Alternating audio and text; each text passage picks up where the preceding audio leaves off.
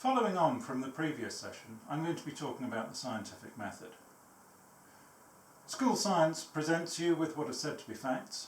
Sometimes theories are discussed, the theories of evolution or of quantum physics, but it's mostly about facts. At university, the theories are much more important, along with the evidence that supports them and the hypotheses that led to them. The first and most important thing to consider is the concept of proof. Proof is often being taken as evidence that something is true, but it's not really that. Originally the word just meant a test.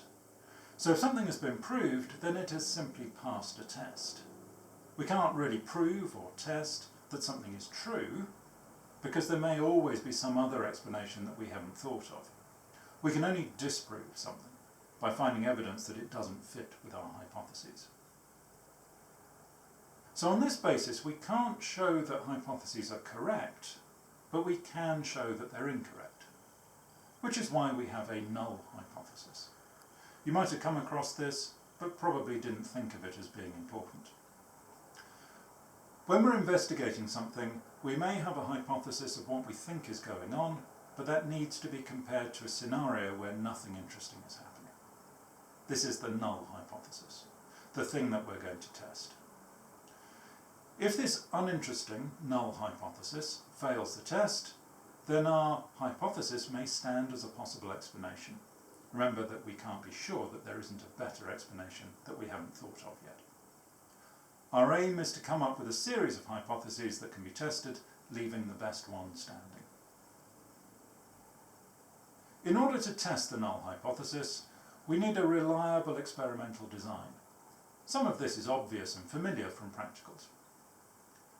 Ideally, we'll be able to look at more than just a correlation, because, as you know, a correlation only demonstrates a pattern, it doesn't explain it. So is there an experiment we can design where we can manipulate something? Are there other things that may change in this system, factors that need to be controlled? Are the samples that we're using representative of the larger system or population, or have we picked an abnormal sample? That probably means that we need to allocate them to the different parts of the experiment randomly. Is that enough, or do we need to have a blind allocation where we don't know which is which until afterwards? That's the standard approach in tests of medical treatments.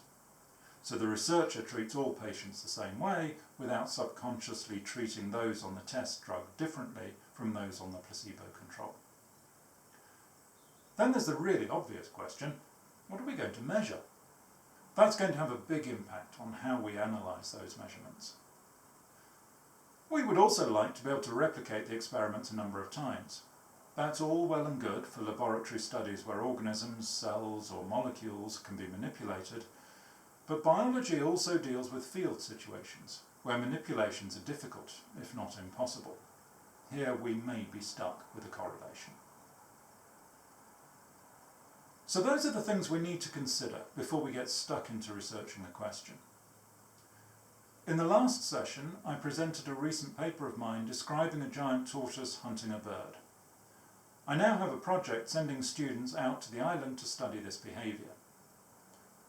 We start with an observation.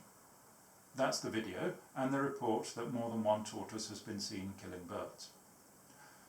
Logically, this could be a few rogue tortoises, or it could be an important new behaviour, or even an old behaviour that used to occur commonly before humans killed most of the tortoises and tern populations.